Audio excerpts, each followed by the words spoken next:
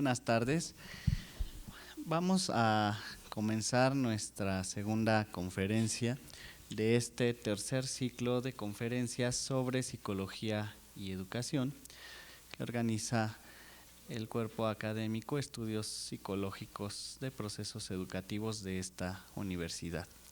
Nos acompaña el día de hoy la maestra Denise Mesa Mercado. Ella es investigadora en el Instituto Nacional de Psiquiatría, aquí muy cerca de esta casa de estudios. Y también nos acompaña el doctor Armando Ruiz Vadillo, muy conocido por todos ustedes. Y vamos a escuchar el trabajo de la maestra Denise, que es bastante interesante, tiene mucho que ver con el quehacer de los psicólogos, sea cual sea el área, como ustedes lo podrán notar. Y bueno, no quiero hacer más preámbulo para que escuchemos a nuestra ponente. Le cedo la palabra al doctor Armando.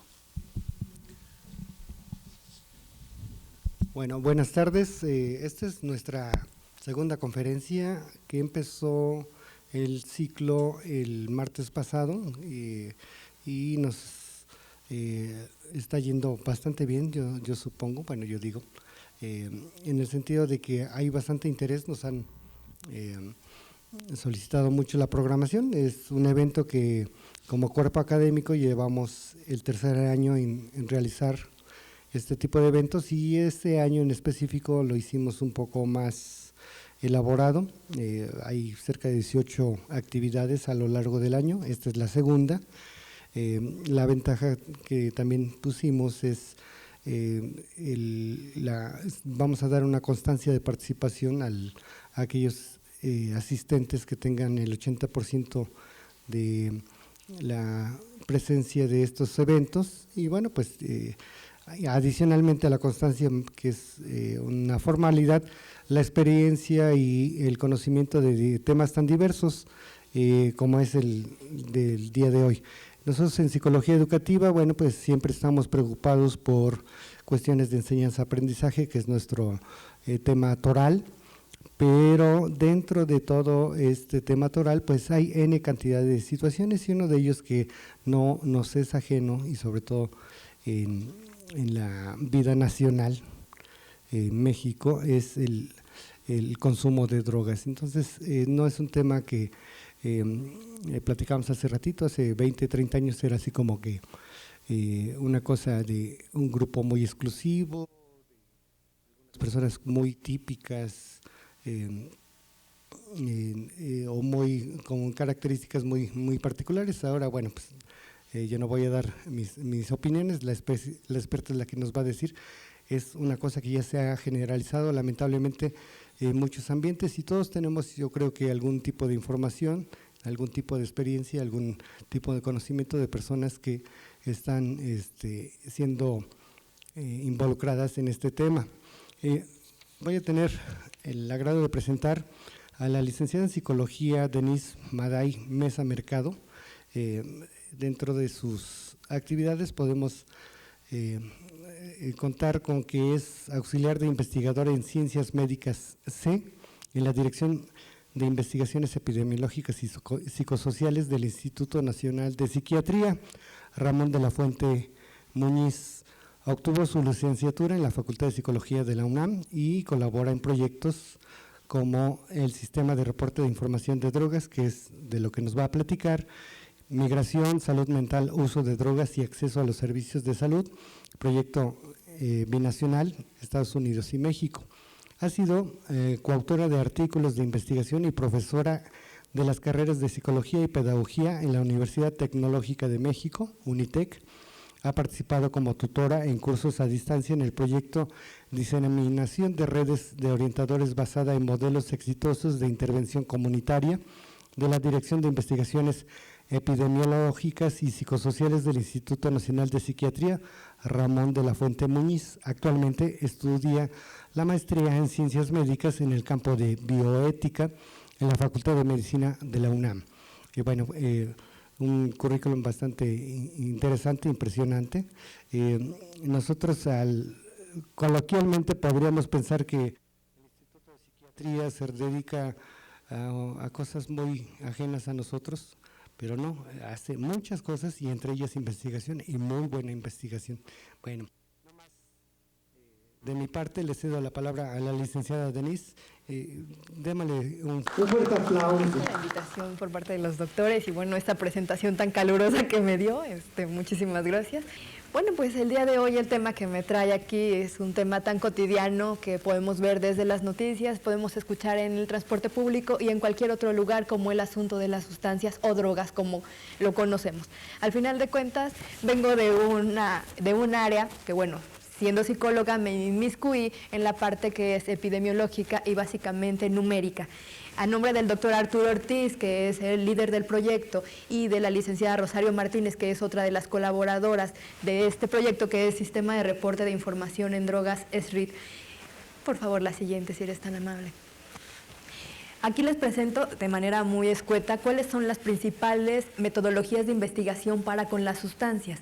Ustedes que todavía están en formación, algunos menos que otros, al final de cuentas ya conocen cuáles son las metodologías que existen al respecto. En cuestión de sustancias, lo que se ha venido trabajando, bueno, por un lado son los reportes epidemiológicos en cuestiones nacionales. Por otro lado están los enfoques mixtos, de donde viene mi proyecto, que es, bueno, no solo es a través de una encuesta, sino también hacemos algún tipo de preguntas más abiertas, como los motivos por el que ingresaron a consumir sustancias o los motivos por los que ingresaron a las instituciones. Por favor.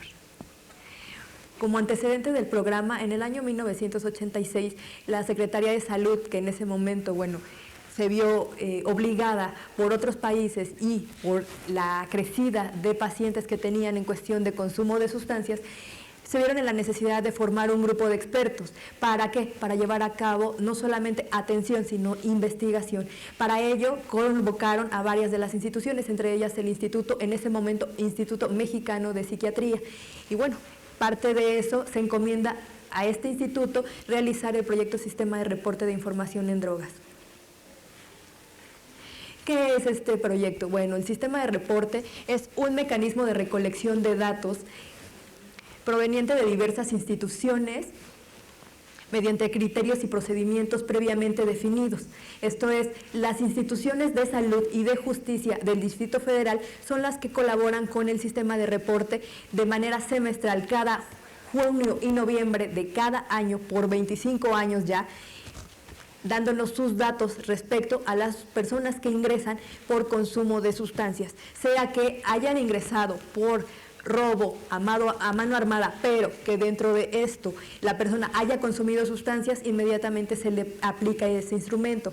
O otra persona que llegó a una institución a solicitar tratamiento para adicciones, también se le pregunta si quiere colaborar respondiendo unas preguntas y bueno, también se le aplica.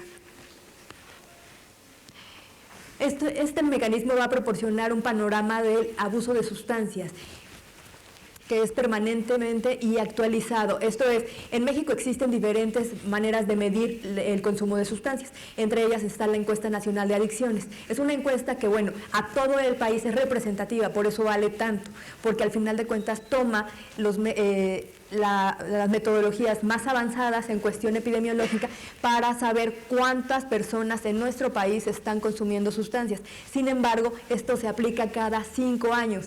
Ahorita, por petición del señor presidente, se acaba de concluir una y estamos en espera de que ya esté formulada, al año de que ya se había sacado la del 2011, va a salir la de 2012. Entonces, bueno, pero al final de cuentas, este sistema lo que proporciona es al momento cuántos entran a instituciones por consumo de sustancias, cuántos a salud, cuántos a justicia, y por lo menos se está reportando de manera más expedita, no se amplía tanto. A 5 años el panorama de las drogas cambia mucho. Entonces, por lo menos se tiene alguna proporción o algunos datos que estimar para prevención, para políticas públicas o si no la otra, también para reportar a otros países que también están interesados en saber cuál es la situación del consumo de drogas en México. ¿Cuáles entonces son las variables que va a manejar este reporte? Bueno, las primeras son las que necesitan saber las instituciones, esto es, conocer desde el perfil sociodemográfico entre que es hombre, que es mujer, las edades que tienen, el nivel de educación que es muy importante, también entonces el nivel socioeconómico en cuanto a dinero, también en otras cuestiones la razón por la que comenzaron el consumo, así como las sustancias que están consumiendo. No es lo mismo, en este caso me estoy refiriendo a sustancias ilegales, porque al final de cuentas son las que tienen el estigma más grande.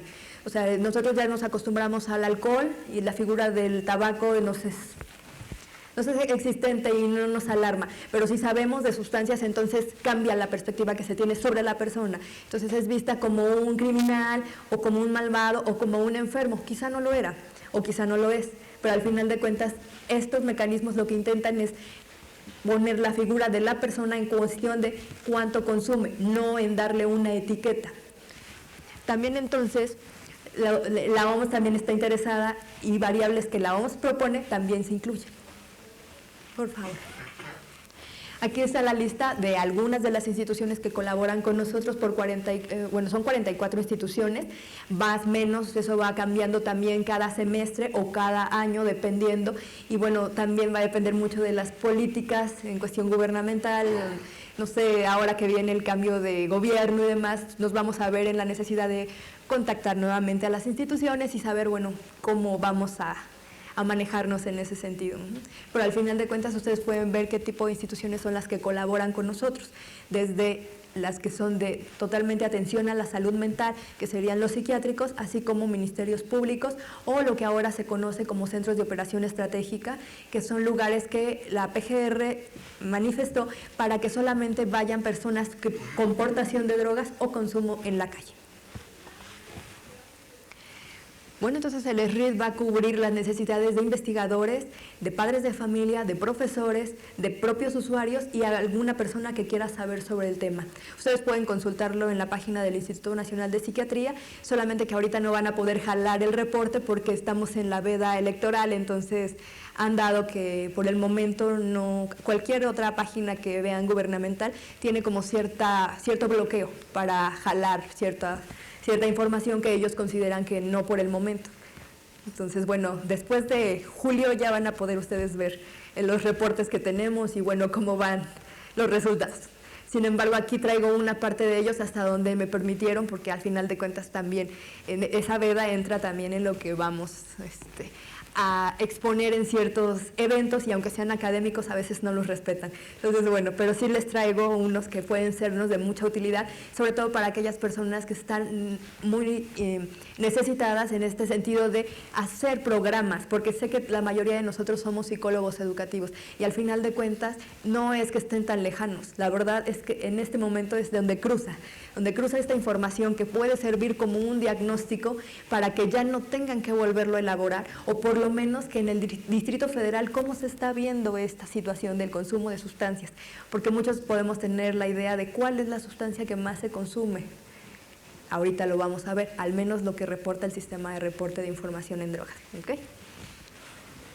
El diseño, bueno, pues va a ser un estudio descriptivo que se basa en encuestas semestrales, nuevamente lo repito, y bueno, mediante un muestreo convencional, esto es el que llega, no es un muestreo aleatorio, es más bien la persona que llega y acepta colaborar.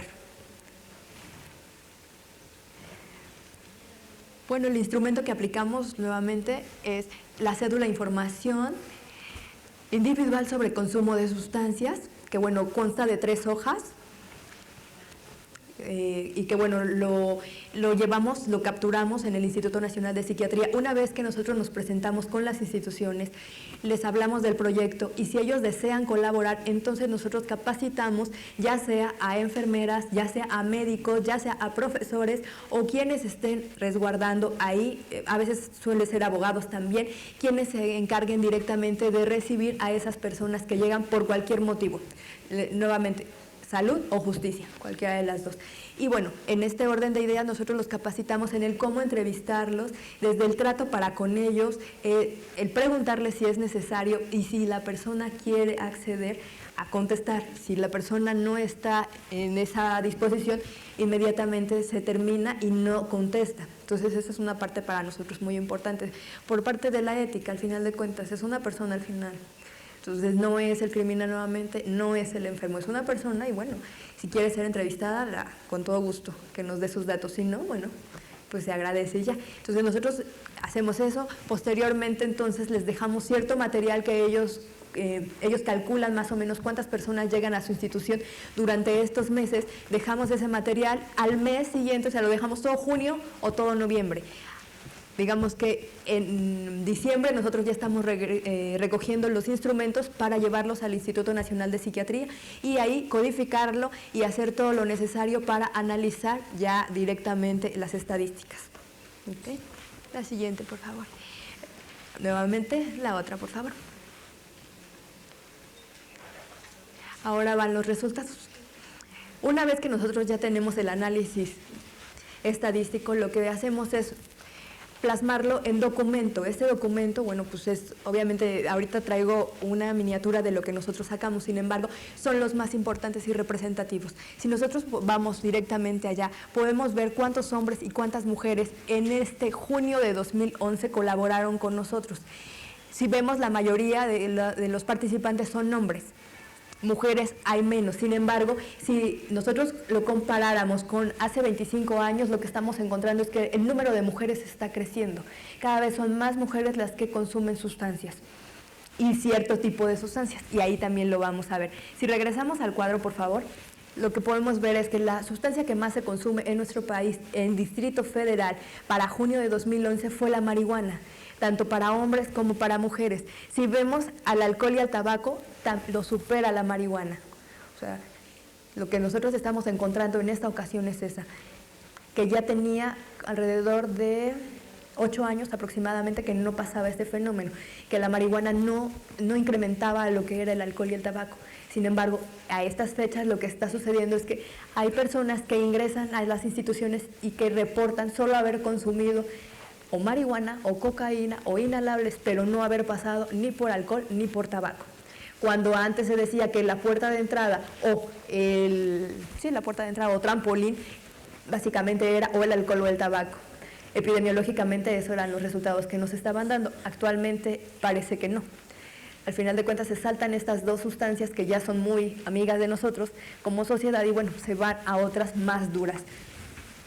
Al siguiente, por favor. Lo que nosotros encontramos también es que el número de sustancias que consumen las personas, el mayor porcentaje está en una sustancia. No es que consuman normalmente las personas que consumen sustancias tienden a ser poliusuarios. Esto implica que consumen más de una sustancia, puede ser a la vez o dentro de su trayectoria consumidora. Pero al final de cuentas lo que estamos encontrando es que consumen una, la mayoría de personas consumen una de ellas. ¿En qué cantidades? Alta.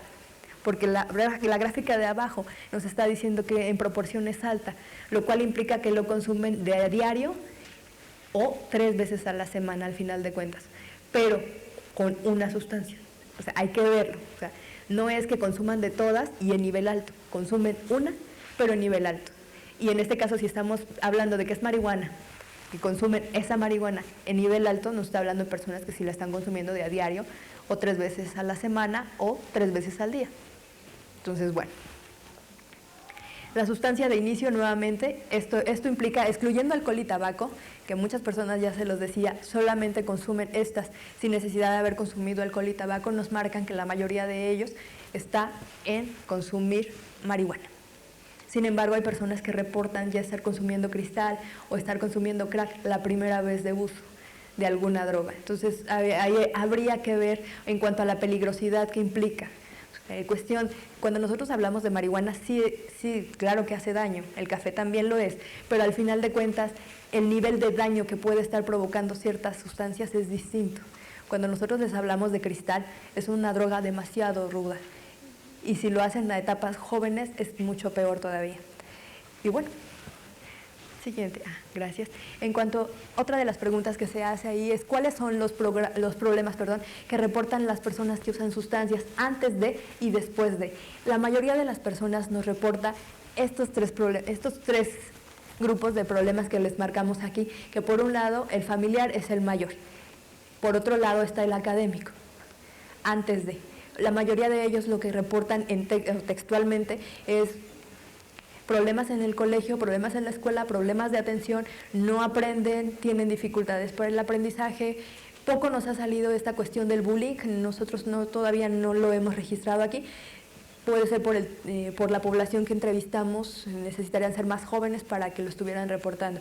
Pero al final de cuentas, muchos de ellos es como, tengo problemas para la escuela y bueno, eso lo ven ellos como problemático. Entonces, puede ser una manera o una razón por la que llegaron a consumir sustancias.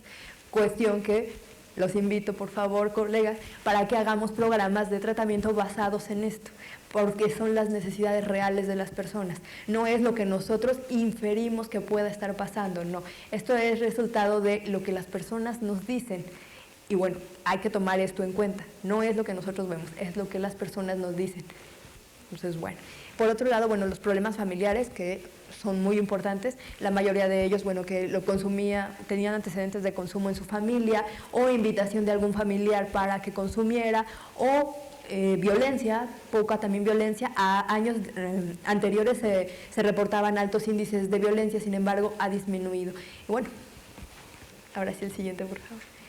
Si ustedes ven en esta gráfica, bueno, en este cuadro, perdón, están las 4 sustancias más consumidas, o 5, perdón, sustancias más consumidas. Por un lado tenemos a los inhalables, también nuevamente ingresa la marihuana, está la cocaína, también entonces pueden ver los sedantes, tranquilizantes y las sustancias o otras drogas no médicas como las llamamos en mi proyecto. Sin embargo, son aquellas sustancias químicas, aquellas sustancias de síntesis como las metanfetaminas, las tachas o otros nombres que se incluyan.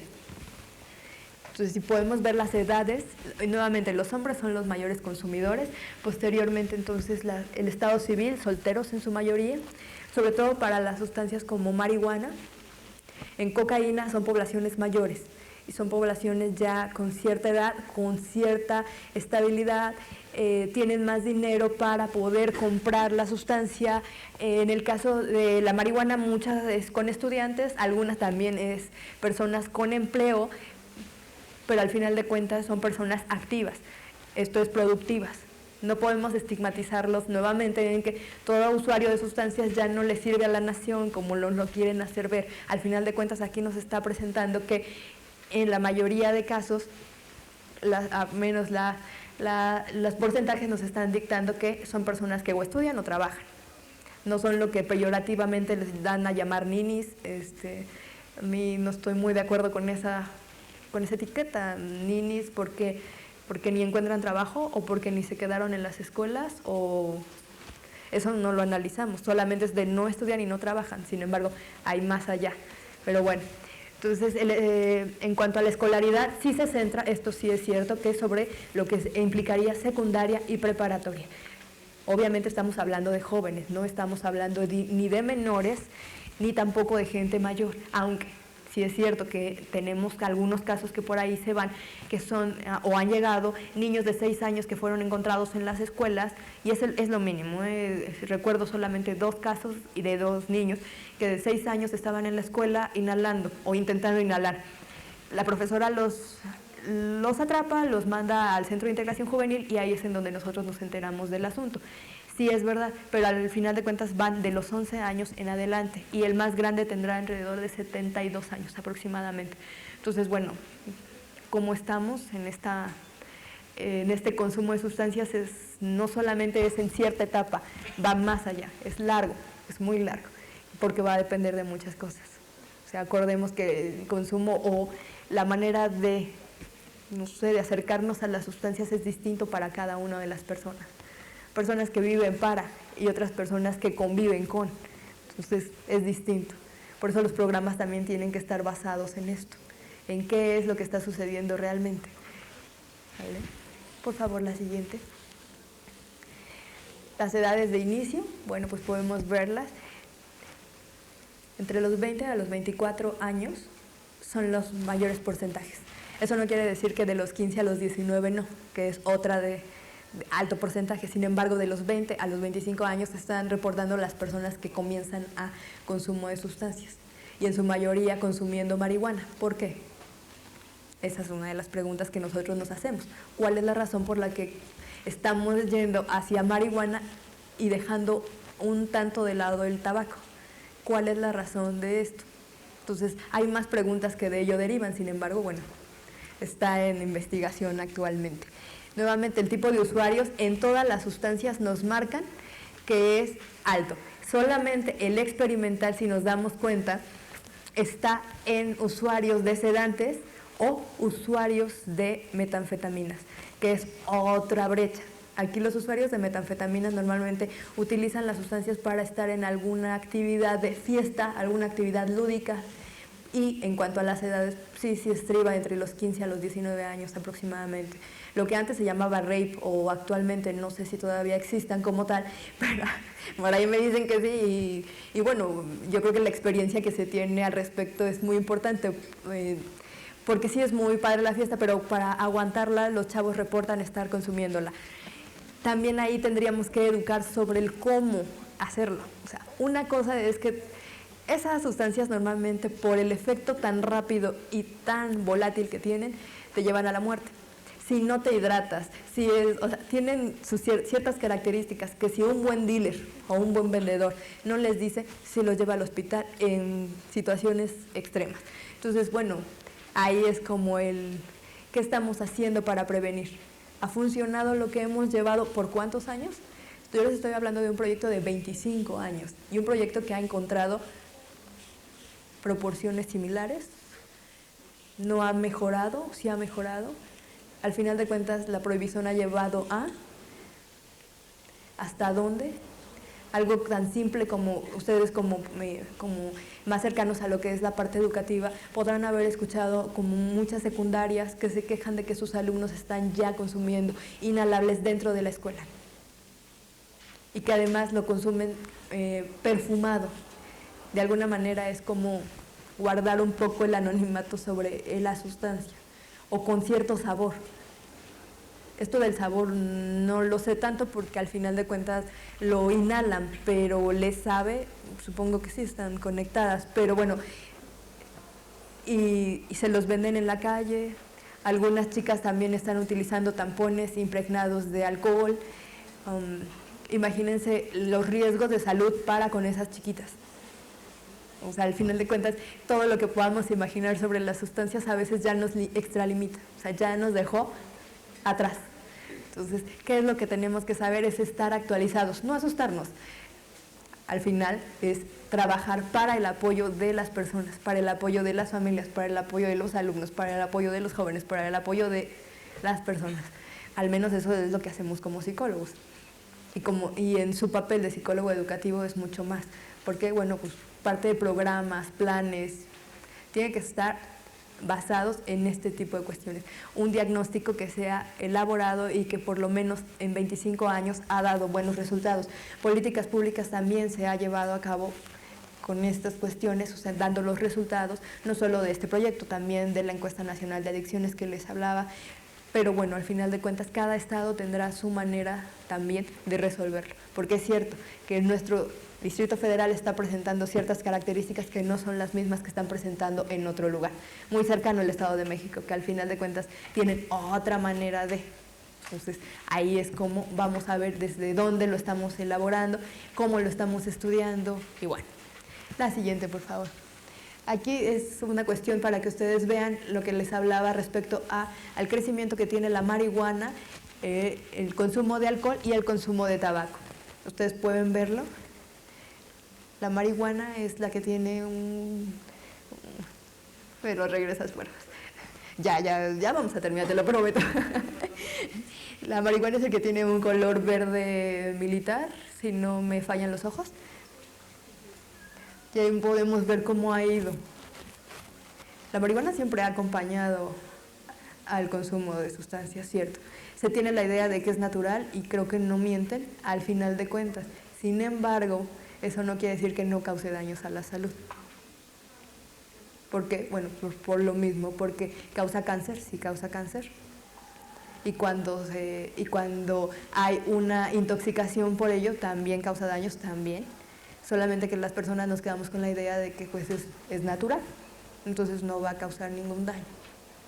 Y eso también va a depender, porque tan natural, al final de cuentas el agua de riego también afecta a la marihuana.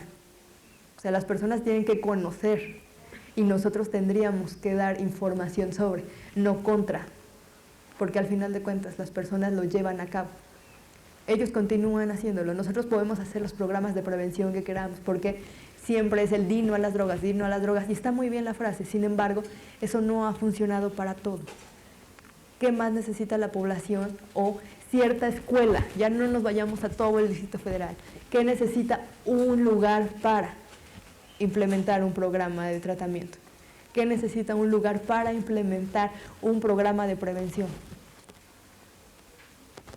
Esos son los, digamos que algunos de los retos que tenemos nosotros como psicólogos. ¿Cómo entonces difundimos toda esta información para que los demás se enteren? Simplemente nosotros ahorita estamos haciendo un diccionario del argot de drogas. Esto implica que, de acuerdo a los nombres que nos reportan los usuarios, que de verdad son nombres que cuando ustedes, supongamos, les dicen, oye, ¿quieres un tic-tac? Y algunos dirían, bueno, sí, una pastillita de menta, no sé, algunos, por ahí escuché que es eso, no sé. Se está refiriendo simplemente a una pastilla de éxtasis. Pero cuando nosotros, que ya somos mayores o que estamos fuera de ese ambiente, nos lo dicen, obviamente nosotros no lo entendemos. Cómo de alguna manera el referirte a algo desde un contexto totalmente diferente al otro nos lleva a alejarnos, en lugar de hacernos más cercanos y prevenir o atender, nos está alejando, simplemente por el lenguaje. Entonces es parte de conocer qué es lo que hay ahí o por qué se consume o cuáles son las necesidades que se tienen. Al final de cuentas, sí creo que en la educación puede ser un muy buen apoyo, pero una buena educación, una educación de calidad, una educación que no excluya, que enseñe sobre muchas cosas, no contra todo. No que vaya plasmada de moralidad, no que vaya plasmada de ideas preconcebidas de maldad. Simplemente hay que dejar que los demás también expresen sus necesidades. O al menos hay varios grupos que apelan a ello. Si pueden checarlo en internet, es el colectivo Cupid. Este colectivo apela. Yo no sé qué tanto esta parte de la despenalización, la legalización, pero al final de cuentas están dando argumentos bastante firmes y me parece bastante bueno. Entonces creo que dentro de esto próximamente quizás se modifique la forma de hacer esta investigación, sin embargo al momento nos ha dado buenos resultados y a la fecha pues es la trayectoria que llevamos de 25 años. Si lo pueden ver,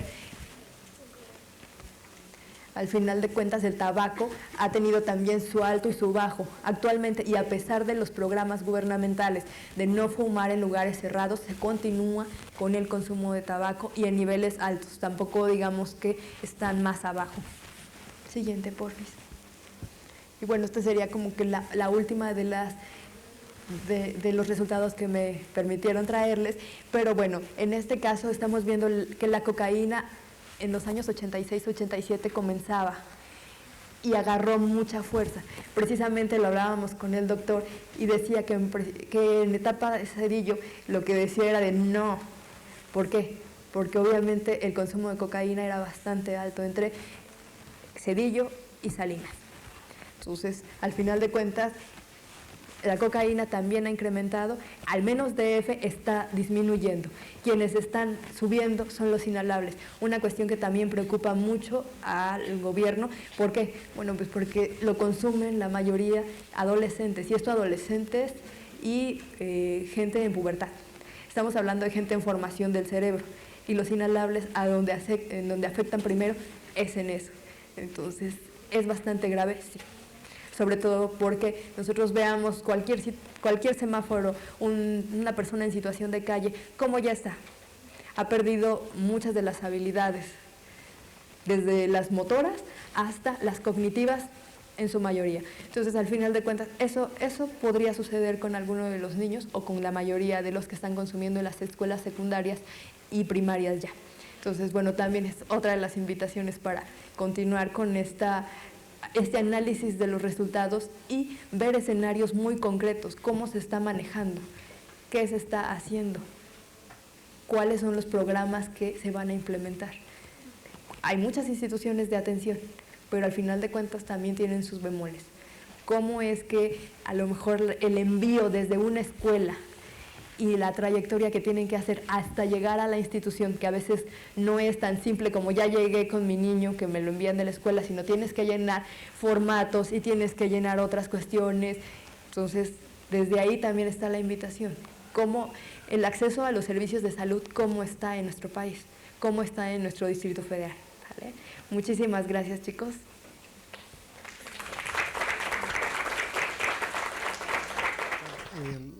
Cuando la información es contundente, entonces no se necesita mucho tiempo para decirla, ¿no? Y es el caso ahorita, ¿no? Estos gráficos de repente así como que parecieran así unas rayitas muy tremendas, pero nos dicen muchas cosas y nos da cuenta de qué es lo que está pasando realmente. Mucho esto de la, vamos a decirlo, censura a veces, porque se piensa que, bueno, mejor no hablamos del tema porque es un tema tan delicado, que mejor no hay que hablarlo. Y además políticamente también no es muy correcto, o incluso también es muy difícil aceptar que nosotros ya estamos involucrados en estos fenómenos, hace que no tengamos información. Estos sistemas de información son bastante importantes, necesarios. El trabajo es bastante arduo. Obtener los datos no es tan fácil, no es simplemente pónganse a pensar ustedes si los mandamos como un trabajo de práctica muy coloquial. A ver, pregúntenle a 10 personas si han usado drogas. Pues, en primera va a ser medio difícil que les contesten la realidad, y en segunda también falta ver que les quieran contestar algo, ¿no? Entonces, sí es un trabajo arduo, y además sistemático, como es el caso, nos da mucha información y nos da cuenta de lo que está pasando. Lo que decía también la ponente es cómo ha habido el cambio de sustancias, y de hecho mucho nos quedamos, lo que estábamos platicando hace ratito, nos quedamos mucho con la idea según los tiempos de cada quien. Digamos, en mi caso no voy a hacer relatorio de que soy más grande o más, bueno, pero sí al menos un poquito mayorcito que ustedes, que la mayoría de ustedes, pues obviamente el concepto de drogas era como muy básico, ¿no? Había marihuana, inhalantes y cocaína, pero la cocaína era así como una cosa muy ajena, muy de élite, incluso pensábamos, ¿no? Nomás los políticos y los grandes empresarios lo tenían. Ahora tenemos N cantidad de cosas que incluso en la escuela, aún así, a pesar de que tengan corta edad, niños de 8 o 10 años saben perfectamente estos del tic-tac, que no sabía. Y hay estas famosas drogas de diseño, ¿no? Que son básicamente químicos, ya no son drogas naturales. Habría que cuestionarse mucho el decir si una droga natural es menos mala que una droga química. Sería una discusión muy tremenda, pero efectivamente una droga química todavía es más compleja, porque ni siquiera es un elemento natural. Por ejemplo, que yo recuerdo en Bolivia, pues la hoja de coca es una planta natural endémica y necesaria. Incluso ellos en La Paz, Bolivia, tienen una altura bastante grande y es un digestivo, o sea, no pueden vivir si no consumen la hoja de coca, pero estamos hablando de la hoja de coca natural, la mastican, ¿no? De hecho, yo tuve la oportunidad de ir a Bolivia y en el coffee break nos dan té de hoja de coca, entonces así como que me van a poner pacheco, que no, es normal y definitivamente, pero es la hoja de coca, ¿no? No es la cocaína como tal ya procesada, que tiene activadores y elementos químicos que son bastante fuertes. La otra cosa es que, bueno, finalmente geográficamente nosotros somos un país de paso. tiene que pasar la droga hacia Estados Unidos y hacia Europa, entonces hay mucha droga que se queda aquí y pues obviamente es como todo, es un mercado y si se queda pues se tiene que vender. Entonces ese es otro de los problemas, que se está generando consumo. Es como decir, bueno, nosotros consumimos muchas tortillas, pues bueno, estamos acostumbrados a las tortillas, pues bueno, no esperamos que estemos acostumbrados a la cocaína, ¿no? Entonces sí hay muchas cosas que son importantes y que sí tendríamos que entender desde el punto de vista social, desde el punto de vista educativo sobre todo, ¿no? Bueno, no sé, yo creo que puede haber muchas preguntas muy interesantes que podríamos hacerle a la ponente, algunas inquietudes, algo que tengan en mente por ahí. Adelante. Yo le quería comentar, si tuvieran alguna limitación con este estudio, en primer lugar, y el segundo, a mí sí me gustaría saber por qué es que no se ha podido introducir a otros estados, porque en sí, pues el Distrito Federal es parte del país. Entonces sí sería bueno que se vieran los diferentes comportamientos que hay en los demás estados, porque al final de cuentas está afectando a todos. Entonces sí me gustaría saber por qué es que no se ha podido implementar a otros estados el estudio. Claro. Gracias. La verdad que ambas preguntas son bastante buenas. En cuanto a las limitaciones, bueno, metodológicamente no podemos extrapolar estos resultados para decir que todos los usuarios de sustancias se están comportando de esa manera. Es una ventana que nosotros damos en cuanto a las personas que llegan a este tipo de instituciones. Sin embargo, de eso, en cuanto a escuelas, se nos va. No es algo que nosotros podamos saber exactamente en escuelas cómo se está dando el fenómeno y bueno, esa es como la máxima de las limitaciones que tiene. Y el hecho de por qué no se ha implementado en otros estados va más allá y es más grave, dado que no tenemos el apoyo financiero por parte del gobierno, cosa que nosotros quisiéramos. Sin embargo, hemos intentado, sí es verdad, llevarlo, por ejemplo, a Querétaro. Allá hemos hecho algunos de estas ventanas epidemiológicas, también se han hecho en otros lugares. Sin embargo, bueno, es como estar pianito, porque aunque es de los sistemas más económicos, esto es porque se cuenta con el apoyo de las mismas instituciones. Nosotros solo tenemos que llevar los materiales, capacitar y, bueno, hacer toda la traducción de números y demás. Sin embargo, lo estamos haciendo, lo estamos intentando y esperemos que a futuro podamos por lo menos llevarlo a los más cercanos y así ir caminando pianito. Bueno, adicionalmente eso, tú me confirmas, pero es un punto muy importante. Aquí en México, afortunadamente, el estar sujeto a una adicción es un problema de salud, no es un problema judicial. En Estados Unidos, por ejemplo, sí es sujeto de violación jurídica, es un delincuente. Aquí afortunadamente todavía es una persona con una, digamos, vamos a decir, enfermedad, o puede ser una afección, ¿no? Estoy en lo correcto. Y eso es muy importante, porque sí, efectivamente, bueno, hay resquicios que se aprovechan, ¿no? Por ejemplo, un vendedor de droga lo que va a hacer es solamente portar la droga que va a vender, no lleva el tambache de droga que trae, ¿no? Sino nomás la dosis, y si lo agarran, pues que dicen, no, pues soy adicto, y no, me mandan del Ministerio Público, me mandan al tratamiento, y pues yo digo que sí, ya, no hay problema. Entonces sí tiene sus desventajas, ¿no?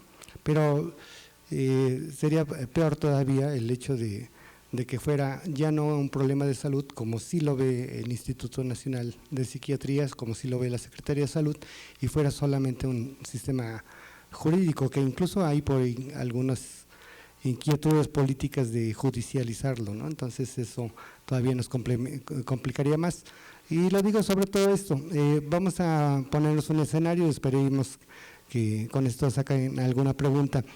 Ustedes van a estar en algún momento en alguna actividad educativa frente a alumnos de diferente nivel y se van a enterar o van a tener un caso en donde un alumno saben que está consumiendo o ha consumido o va a iniciar un consumo de alguna sustancia ilícita. ¿Qué harían?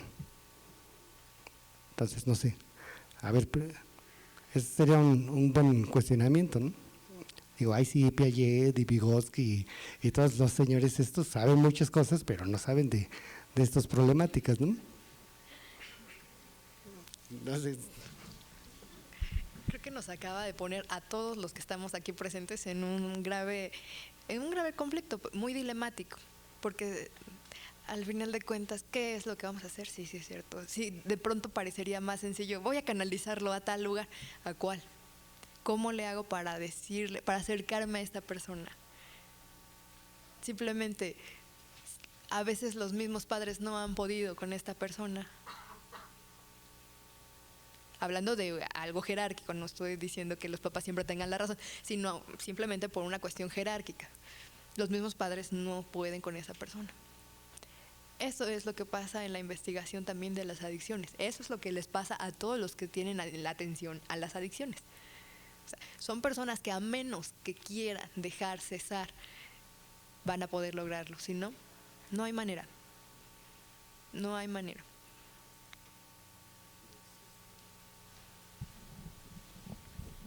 Y es parte del entorno psicosocial que hay en la adicción, ¿no? La adicción no es solamente la sustancia, es lo que hay alrededor de la sustancia o de la circunstancia a la que soy adicto, porque también somos adictos a ciertas cosas como las compras, el sexo, la violencia, ¿no? El maltrato y una serie de cosas. Entonces, el problema de una adicción es no verla integralmente. ¿Qué hay alrededor de mi propia adicción? Al trabajo, hay quienes somos workaholic, ¿no? Entonces, el asunto de la adicción es mucho más complejo que solo verlo reducido a consume una sustancia y que hacer lo que deje de consumirla, ¿no? Mucho se criticaba de los programas de Alcohólicos Anónimos, que son muy exitosos para dejar de beber, pero que agarran el cigarro, ¿no? Entonces el problema no es la sustancia en sí a la que la persona es adicta, el problema es lo que soporta en su contexto esa adicción y el grado de afectación que tiene su vida, su organismo, en torno o derivado de ese consumo, ¿no? O sea, no es lo mismo de vez en cuando que de vez en diario, ¿no? Esa es una de las cosas que mide este sistema que nos presenta Denise, ¿no? Y que hay que tener en consideración como un dato duro que es importante conocer, ¿no? Y a mí me parece que tenemos que rescatar algo que ella les señalaba, el problema de la calidad de la educación.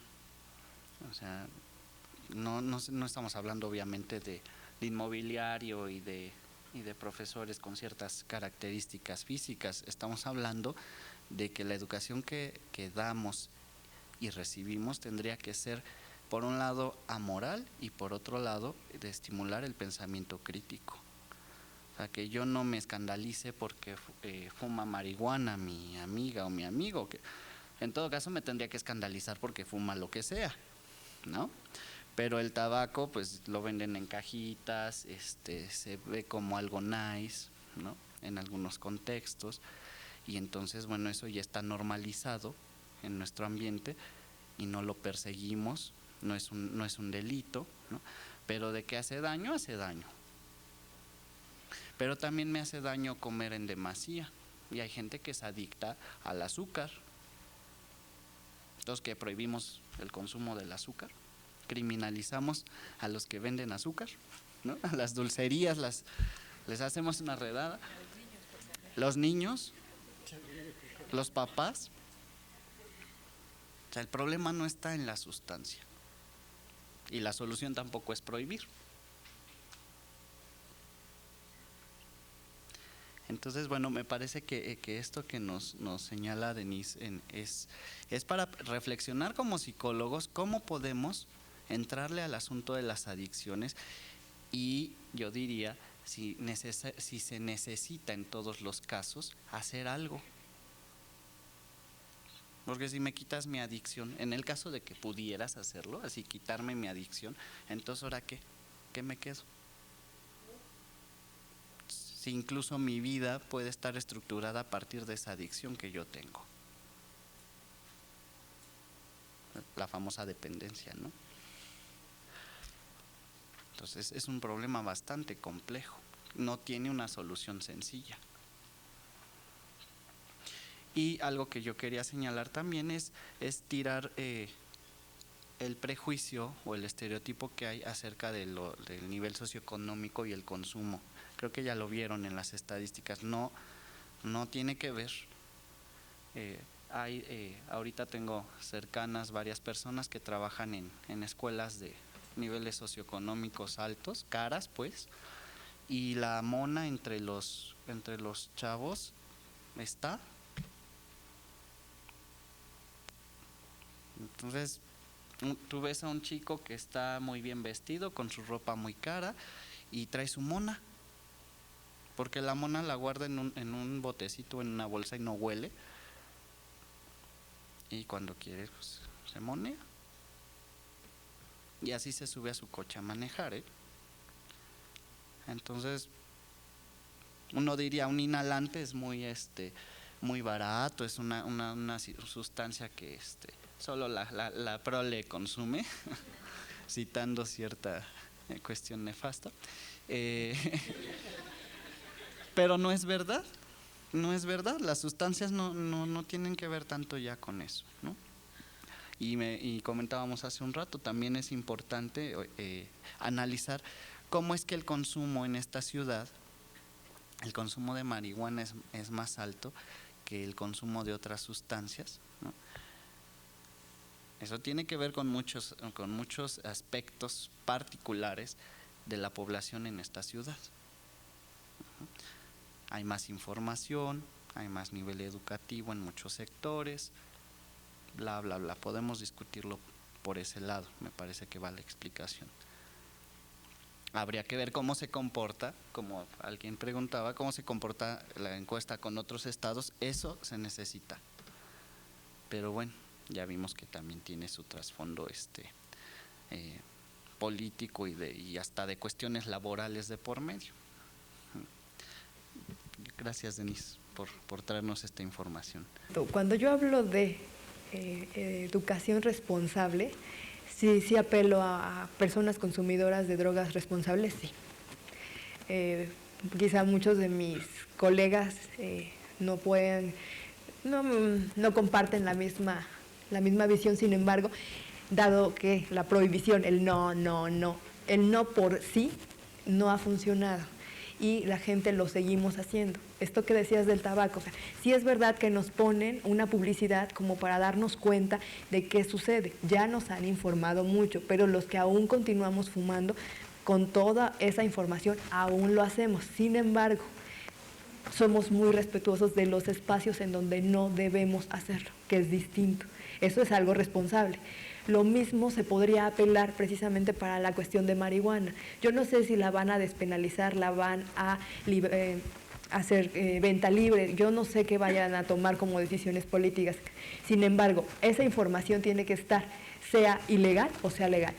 Esa información sobre la sustancia sí, contra la sustancia no ha funcionado. Y este programa le llaman reducción del daño. Este programa viene una idea muy europea, muy norteamericana en un principio, pero al final de cuentas ganó la mayoría hacia la prohibición de las sustancias por cuestiones económicas y políticas, etcétera, etcétera, porque ahí la historia va muy larga, pero al final esta idea de que el consumo está existente entre nosotros, sí, y de ahí vamos a partir y cómo vamos a educarnos como sociedad y como usuarios para hacernos responsables de nuestros propios consumos. En qué momentos, en qué situaciones, como para qué y con qué. El hecho es que me haga menos daño a mí y que no dañe a terceros. Consumir una copa de vino del que ustedes se imaginen que más les ha gustado en la vida, o sea, no tiene nada de pecaminoso ni de malo ni nada y que tiene un deleite de aquellos. Sin embargo, tomarme la botella completa de a diario, eso es distinto. Le quita lo que es delicioso y lo convierte quizá hasta en algo que me está dañando y que yo no termino disfrutando. Entonces, ¿qué tanto estamos en ese tenor? O sea, ¿hasta dónde queremos? ¿Cómo queremos vivirlo? Porque al final, sí es verdad, Cada uno de los casos que yo les presento aquí, aunque ustedes los vean en números, para mí cada uno es una persona.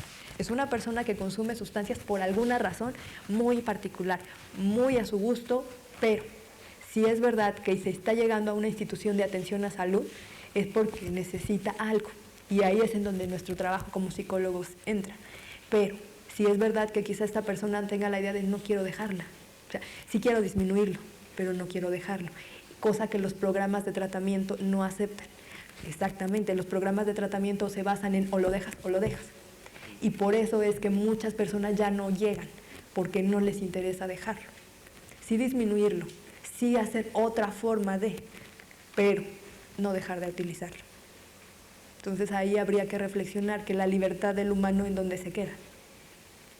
O sea, también el decidir sobre una sustancia habla mucho de la libertad que tenemos o no como personas para decidir. Pero esa libertad, si es cierto que apelo a ella, también apelo a la responsabilidad.